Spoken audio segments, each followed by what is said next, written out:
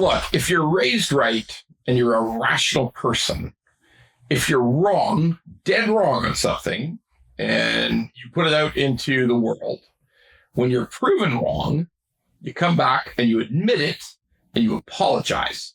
So I told everybody who wanted to know about it, and I posted it on different forms of social media, that I didn't believe Prime Minister Carney would ever approve of a pipeline, an oil pipeline from Alberta to the British Columbia northern coast. I said it openly. I said it often. I ridiculed the idea that there would ever be a pipeline announcement. And yet, we're going to have a pipeline. Now, I get it. It's not finished. It's an agreement in principle. There's lots of work to do. But we have had a Canadian Prime Minister say, I am going to get behind this. And he has the federal law that allows him to override anything that Premier Eby in British Columbia says and wants. And he can simply say, no, we are going to consult with First Nations. And after a sufficient bribe, we will push through a pipeline and we will ship oil by tanker to Asia and to the markets that want the oil.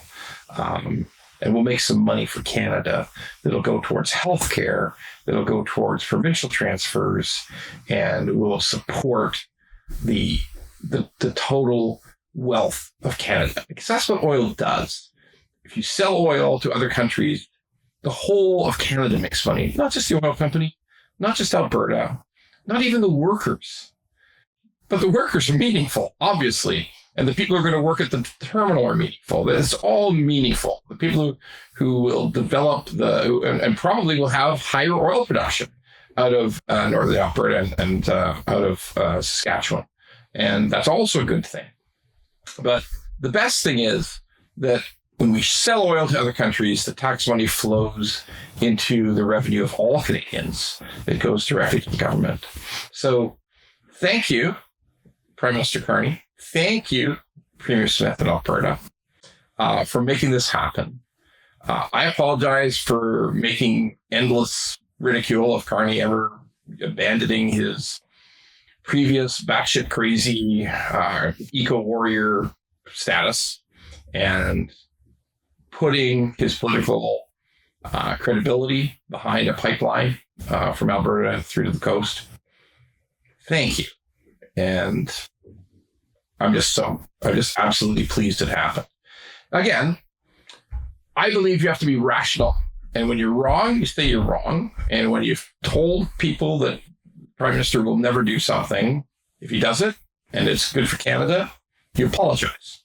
I guarantee you there's about 25 or 100 or 300 professional hate farmers on all types of social media in Canada that will just continue to say, no, it's a lie, it never happened, this is all just a trick, it's not right, and continue to endlessly attack the Prime Minister.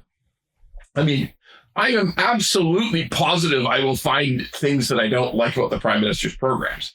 I can think of like 10 right now, but the truth is, he did this with Premier Smith's help. And you got to say it. And you can't pretend it didn't happen. And you can't, to suit your hate farming agenda, say it's a lie. Because if he's standing there and he's saying it, it's not a lie. It's the truth. So, again, thanks to the Prime Minister. Thanks to Premier Smith. And listen, everybody in Canada, we need this. We need more pipelines. We need pipelines to Eastern Canada. We need revive the Keystone Pipeline to the United States. We need to sell every drop of oil in the ground in Canada. That should be the mission of everyone. Because the reality is that energy is life. We still need petroleum and petroleum products. It's going to be around for a while. And eventually, some other sources may decrease. The other trouble is some other sources may increase. If there's a change in government in Venezuela, the oil companies of the United States and other international oil companies will swoop down on Venezuela, which has the second largest proven reserves on planet Earth, and start drilling, baby, drilling like you've never seen before, okay?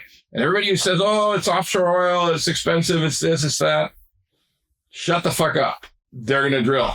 And they're going to drill as hard and as fast as you could ever imagine. Because when you got the third largest proven reserves in the world, once you start pumping, it goes for decades, which is all the more reason to sell every drop of oil in Alberta and Saskatchewan.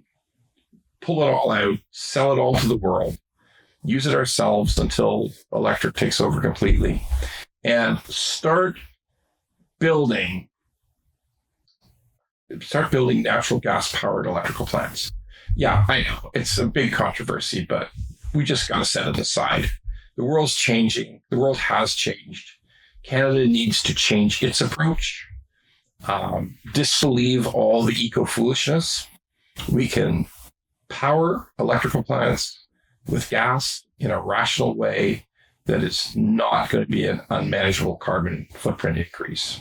I know everybody will say, oh, Ron, you're crazy. You don't know anything about it. You're just a mortgage broker. Stay in your lane. Shut the fuck up. But we need to. It's necessary.